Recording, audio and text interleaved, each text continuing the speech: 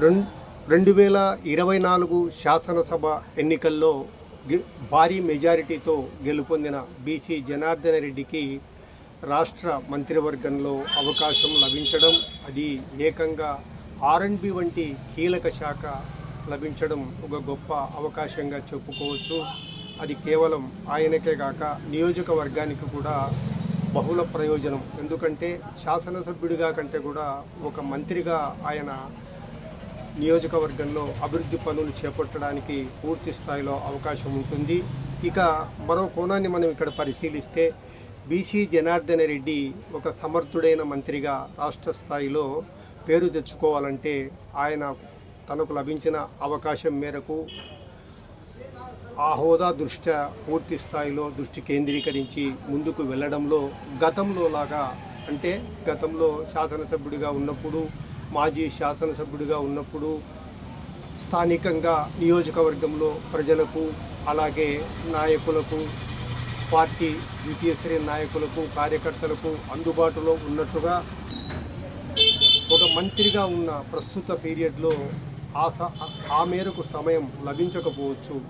అయితే ఇక్కడ ఒక విషయం గమనించాలి. కొన్ని నియోజకవర్గాల్లో నియోజకవర్గ శాసనసభ్యుడికి రాష్ట్ర మంత్రి కానీ, కేంద్ర మంత్రి కానీ అవకాశం లభించినప్పుడు స్థానికంగా పార్టీ పట్టు కోల్పోకుండా, ప్రజలకు దూరం అవ్వకుండా, నియోజకవర్గంలో ప్రజా సమస్యలు ఎప్పటికప్పుడు తెలుసుకుంటూ వాటి పరిష్కారానికి కూడా ఆ దృష్ట్యా కూడా ముందుకు పోవాలంటే ద్వితీయ శ్రేణి నాయకులు, కార్యకర్తలపైనే పూర్తి స్థాయిలో ఆధారపడవలసి ఉంటుందని చెప్పుకోవచ్చు. అయితే బనగానపల్లి నియోజకవర్గానికి మనం పరిశీలిస్తే బీసీ జనార్దన రెడ్డి గతంలో శాసనసభ్యుడిగా ఉన్నప్పుడు, మాజీ శాసనసభ్యుడిగా ఉన్నప్పుడు కూడా నియోజకవర్గంలో ఆయనకు రాజకీయంగా ముందుకు వెళ్ళడంలో, ప్రజలతో మమేకం కావడంలో, నియోజకవర్గంలో పార్టీని పటిష్టంగా ముందుకు నడిపించడంలో ఆయన శ్రీమతి బీసీ ఇందిరారెడ్డితో పాటు ఆయన సోదరులు BC Raja Reddy, BC Ramanatha Reddy, BC Janardhan రెడ్డికి పూర్తి స్థాయిలో చేదోడు వాదోడుగా ముందుకెళ్లారన్న విషయం నియోజకవర్గంలో అందరికీ తెలిసిందే.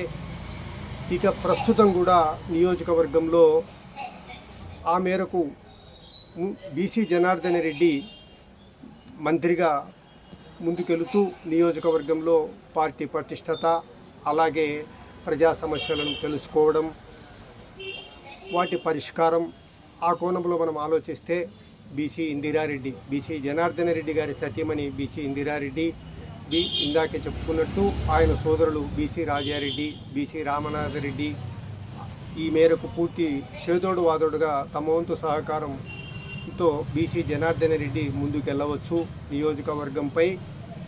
నియోజకవర్గానికి సంబంధించి బాధ్యతలను నిర్వర్తిస్తూనే రాష్ట్ర స్థాయిలో మంత్రిగా ముందుకు వెళ్ళడానికి అవకాశం ఉంటుంది. ఎందుకంటే స్థానికంగా ఆయన శ్రీమతి బీసీ ఇందిరారెడ్డి, అలాగే ఇందాక చెప్పుకున్నట్టు ఆయన సోదరులు బీసీ రామనాథరెడ్డి, బీసీ రాజారెడ్డిలకు ప్రజలు తమ సమస్యలు చెప్పుకున్నప్పుడు అవి వారు బీసీ జనార్దన రెడ్డికి దృష్టికి తీసుకువెళ్ళడం ద్వారా సమస్యల పరిష్కారానికి పూర్తి స్థాయిలో అవకాశం ఉంటుంది.